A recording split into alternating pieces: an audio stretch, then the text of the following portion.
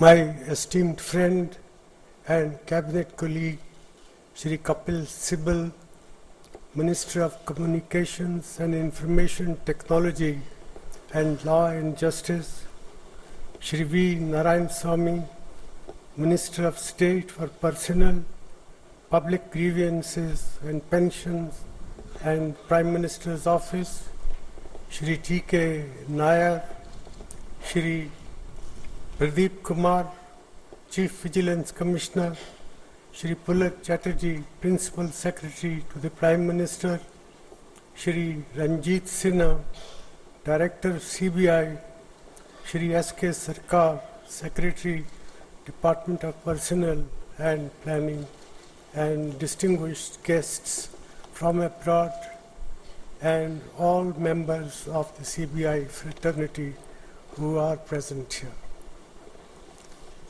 Ladies and gentlemen, let me begin by extending my very warm greetings to all ranks of the Central Bureau of Investigation in its golden year, and also to all those who have been associated with the organization in the past. I also extend a very warm welcome to our guests from abroad who are participating in this international conference. Ladies and gentlemen, in the last 9 years, I have now participated in this conference 6 times. Also, this is the 3rd consecutive year that I am addressing this event. I must therefore confess that it was a little difficult for me to decide on what to say to this distinguished gathering. What could I say to you which I have not said before, or which you do not already know as experts in investigation of corruption cases? After a great deal of thought, I decided that I would flag certain larger issues about the debate on corruption and related matters that our country has been witnessing. But before I proceed further, a few words of congratulations to the very fine officers who have received medals today, and also some remarks about the work of the Central Bureau of Investigation and the structure of this conference. The 6 officers whose work has been honored today are examples of what we can achieve with hard work and determination. I wish them even greater success for the future.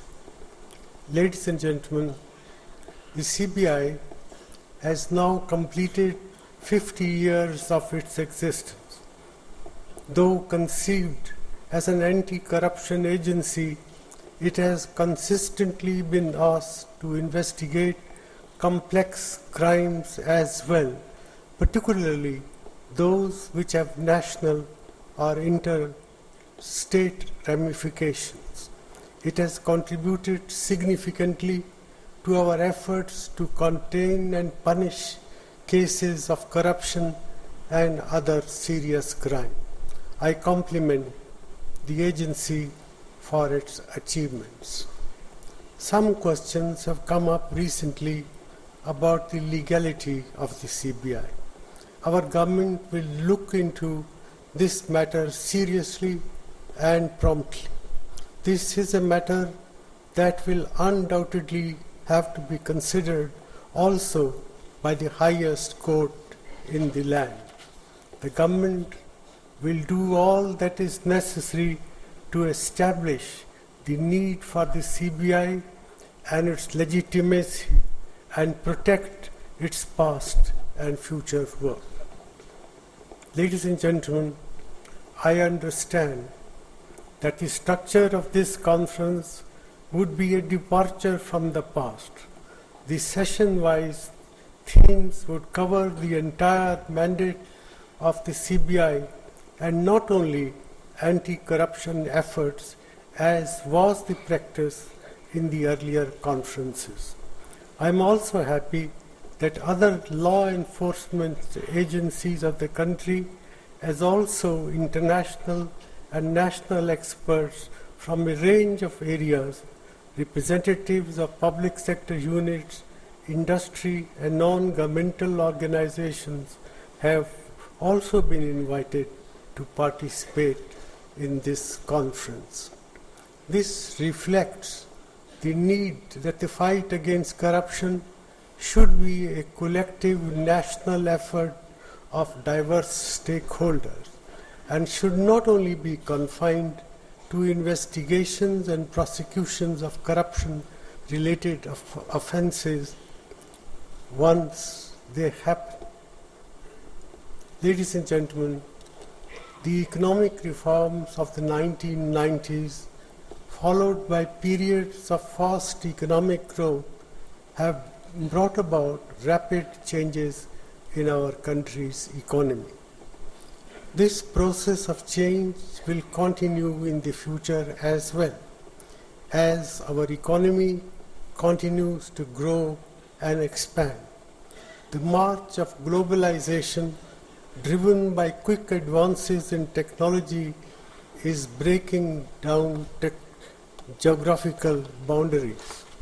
There is a growing exchange of people, ideas, goods, services, capital and data across the country and across national boundaries.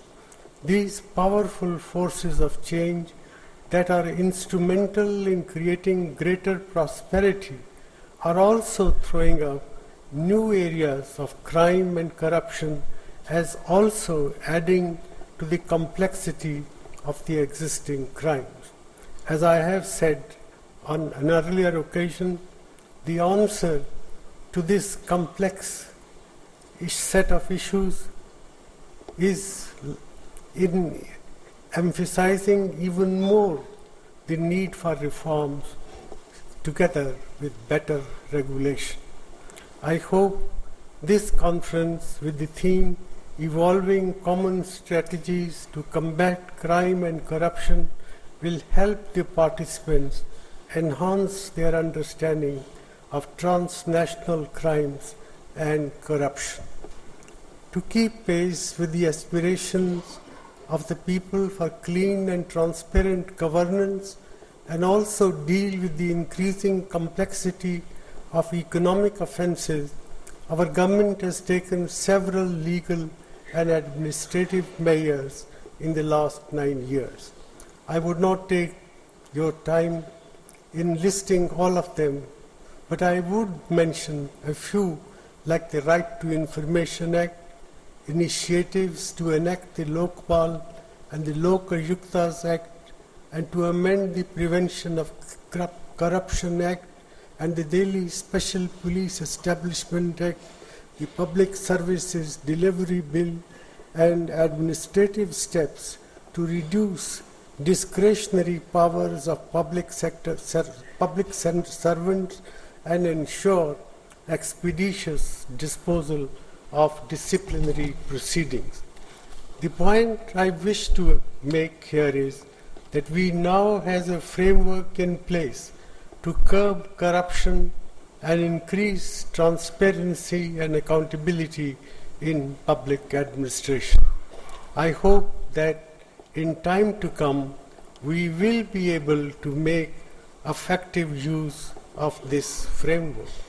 Ladies and gentlemen, in the public debate on corruption in our country, it is sometimes forgotten that economic growth also implies greater opportunity for corruption.